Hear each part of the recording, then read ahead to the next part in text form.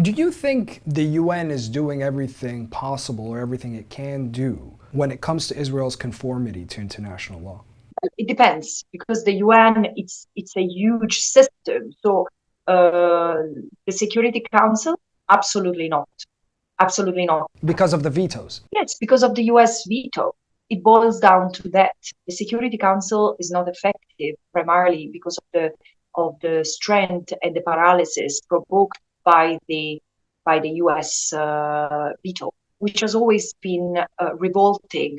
But now, at the time of atrocities, is really shameful, and it will be remembered. Eventually, justice knocks at the door of those who have wrongdoings to account for. So, I mean, this is my optimism. I do believe that the US will be judged because of the support they have given to Israel while it was genociding the Palestinians and displacing them from what remained of their land, basically.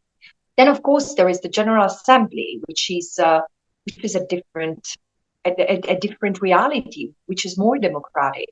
And at the same time, I do not think that the General Assembly is doing enough. First of all, because there are opportunities that have not been seized, like the reactivation of the apartheid committee or the Uniting for Peace resolution that would allow to somewhat circumvent the limitations of the imposed by the Security Council. But also, I do think that member states are not doing enough collectively and individually.